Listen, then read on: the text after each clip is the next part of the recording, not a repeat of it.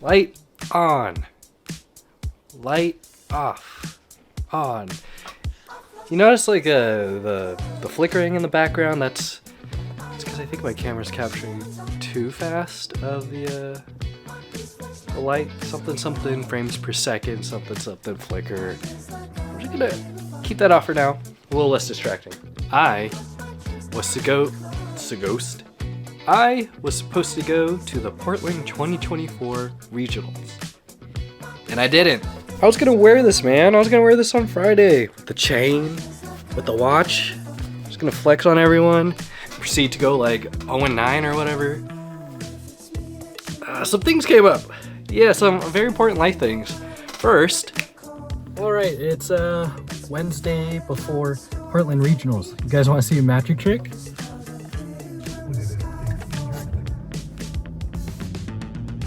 Check engine light. Oil change required, and I'm out of gas. Well, okay, that's easy to fix. Fixing my gas is easy. I actually don't need an oil change. I'm like 2,000 miles before my next one. They just didn't reset the little alert thing. This check engine light, according to my little code thing, I have to replace the engine's thermometer, or there's a broken thermometer sensor, or something, car engine coolant, not cooling the car enough, yada yada. I guess I'm not going to Portland in this car. My car? It's going into the shop on Monday as of this recording. I think it's something with the thermometer. It's either the sensor or the thing itself, and it's either going to cost me $200 or $500. Either or. So we'll see. So I couldn't drive there. That was thing number one. That's just one thing. So what we were going to do, we as in Giovanni and myself, we were going to take the train down to Portland, because in Seattle, that's a thing. It's about the same amount of time as taking the car. It takes about 3 hours to get from Seattle to Portland via train, about 3 hours via car too. We got our tickets all ready to go, so I went ahead and bought a new microphone for my camera to use during the regionals, because we're going to be at a convention center. There's going to be a lot of people. I needed a directional microphone that can capture audio pointed just at me and kind of mute around the camera, so you won't really hear much audio to the side or even much audio to the back.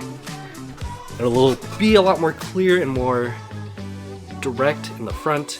The onboard camera of my current one, or the onboard microphone of my current camera, is fine, but it's going to pick up a lot of noise and background noise. That's why I picked up that microphone, which I even recorded about.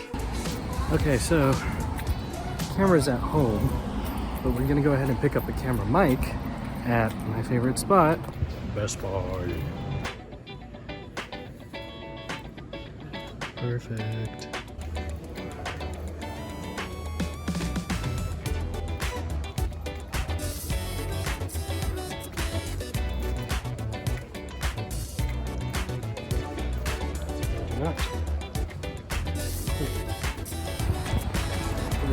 There it is. So they do have Pokemon cards behind the counter, the register. They didn't have it that one time I went, but they were stocked this time. They have like Link Loan EX collection boxes and a bunch of singles, but because I'm going to Portland, oh my god, this guy's turning in. Because I'm going to Portland, I'm probably going to go to the local vendors and buy some cards there. Okay, so car, don't have to worry about that. That's going in the shop. Microphone, cool. Now, last minute preparation. I had to do a little tweaking with my deck and, register it online. So I went on RK9, registered my deck, and did some final bits of playtesting the night before, so Thursday night, with my buddy Giovanni and Jake and Corin. Shout out to those guys, and I think Alex stopped by too. Shout out to Alex. Did as much training as possible and a lot of smack talk. And I think my deck was pretty close to completion, and what I was running is Roaring Miraidon, and if you've watched my previous video about regionals, that's what I was running. I did tweak it a bit, and I'll share my deck list towards the end of the video, or somewhere else in the video. I'll link the timestamp somewhere here. And yeah, I was ready to go. Now, fortunate thing happened, but everything's okay. Coral tweaked her back, like really bad, and that was on Thursday. We kind of just played it by ear to see how she was feeling throughout the day, and it just was not getting any better. However, things didn't really go as planned, and to be on the cautious side, I decided to not go to Portland, just to make sure everything was okay at the home front. We're doing much better now. A-okay. And that got me thinking of what is the next step for me and my career in competitive Pokemon. Do I go to Indiana? Too far of a flight. Do I go to LA? It's more likely, it's on the same coast. Do I go to Nationals in, I believe, Louisiana and New Orleans? Possibly. Do I go to Worlds as a spectator? Because I'm not going to make it as a competitor. I would love to. There's so many possibilities on what I could do for my next step. So my goal is to shoot for LA regionals. Los Angeles. And I'm very familiar with LA. I didn't grow up there, but I have family in the area. I used to live in California for a little bit in my life. Not a huge fan of the state, mainly because of the weather. I like the cooler climates here in Washington. But yeah, that's next for me. I'm hoping I could go. Maybe I could go to Toronto and up in Canada. I have my passport. If you're a Legacy watcher, you've probably seen my Japan videos.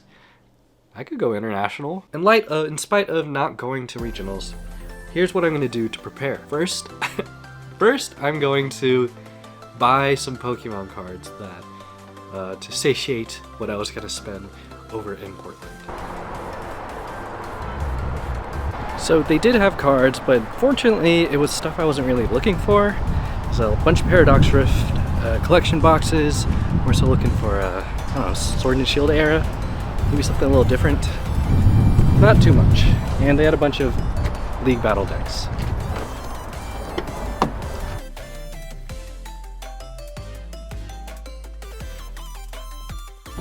Hey, what's up you guys? Coral TCG here. Apologies for everyone who wanted Kevin to go to Portland Regionals. It's my fault that he's not there. He has my permission. I wasn't gonna ask, but thank you. Yeah, it's my fault. Sorry. I am an idiot and I injured myself and Kevin had to stay home to take care of me. So everyone shout out Kevin for being a very good boyfriend and for staying home to take care of me and for skipping Portland Regionals to take care of me. Thank you, Kevin. We love you.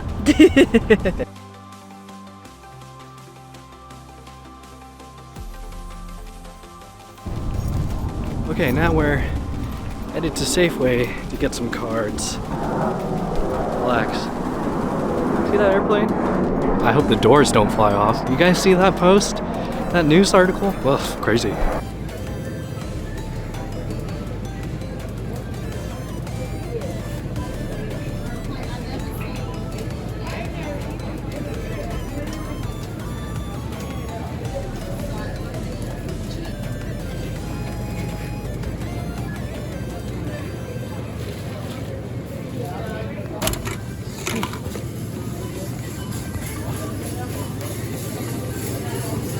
So Giovanni and I also split a ETB booster box bundle. So whenever we get that, we're gonna crack that open, see what we get. Off camera, I'll show the pulls. So I got my Crown Zenith ETB. I was hoping for 10s, but they stopped printing those. Or they didn't stop printing those, they stopped putting them in the vending machines, I've noticed. I check every time I'm at the store. I don't really buy it every time I go to the store. It's like once in a blue moon. So I checked the vending machine, and it's just Crown Zenith ETBs. And they also had these stacking tins. I bought the tin, and lo and behold, had Evolving Skies in there, which was really nice. Unfortunately, most of the pulls I got nothing. I got nothing in that stacking tin. And for Crown Zenith, I got like, I think all of those pulls already. I don't have the Mew, which is cool. So now I have the Mewtwo and the Mew from Crown Zenith. And what I was really chasing were those gold cards, and I know I could buy them, but there's so many cards in Crown Zenith that I could just buy them all. I can buy them all, but I like opening Crown Zenith. I'm not at the stage where I'm looking to buy singles to complete my chase of that. Not there. I'm not there yet. I'm not too familiar with the new sets coming out. However, I am aware of some new cards that might change up the meta. And for Roaring Miraidon, I'll see. Now, what's coming up in between now and May? Okay, we got Paldean Fates. I haven't heard too much about it. I don't think there's going to be anything groundbreaking in there. I know Temporal Forces. That's going to be a real game changer, I'm hoping. Kind of like Paradox Rift. Allegedly March, Temporal Forces is going to come into rotation. Or rotation is going to come into the market. I don't really want to change too much in the deck, as in the core Pokemon, which is Miraidon, Iron Hand, and Roaring Moon. So Roaring Moon is the supporter. He's there and he's a hard hitter, and he's there for those one-hit KOs as needed. What you're really there is for Miraidon to call on the Iron Hands onto the bench. Roaring Moon is there to play in support. You use electric generators to build up your Iron Hands. You use Turbo Energize on whoever's in the active to build up Roaring Moon or Iron Hands even faster. And then you go in. Ideally, perfect world, I could get everything going perfectly. I could get everything like going perfectly and hit first. That's maybe happened to me 3 times out of all my playtesting. Once I get that Roaring Moon up, people get scared. They start going for that Roaring Moon. And then you build up the bench. 220 Miraidon. I added in Zekrom to knock out any Pokemon tools off their active. So if someone has a Roaring Moon, they do 200 damage, they do a knockout on me, and they do 200 damage to themselves, but they have that future energy capsule, or booster capsule, whatever it's called, and you have Zekrom in play, it removes that tool before the attack, so Roaring Moon is back down to 20 HP, and then Zekrom's attack does 20 damage. Boom, knockout on that Roaring Moon. Maybe I should add another one. But that's kind of my play there. It's Roaring Moon, bring the fear, bring down the law, Iron Hands, sweep them all up, and then Miraidon, one-shot those 220s and kind of put damage on those guys. It sets up pretty well. I rely on Turbo Energize and Gita. Now, I have to use Gita in early game to set up. I can't use Gita in late game because I basically lose a turn. Arven's very useful in getting those electric generators, especially with the shuffle afterwards. See what you got. And then I got Regieleki to amp up my electric bench with 30 plus damage, and hopefully we could get a little more harder hits in. I left Squawkabilly and Mew in there just so I can get those extra cards as needed. I took out Toadscruel. There's just no Pokemon or cards, like item cards, in play that enough people use for Toadscruel to be effective. Because cards from discard goes in your hand, a lot of the abilities or cards I run into, they usually go straight onto the Pokemon themselves. So, Toadscruel is no go. With rotation changes, that's going to kill off Turbo Miraidon, because they're losing, I believe, Flaffy and the entire E category. Most of my cards are pretty modern. Most of them are Scarlet Violet series.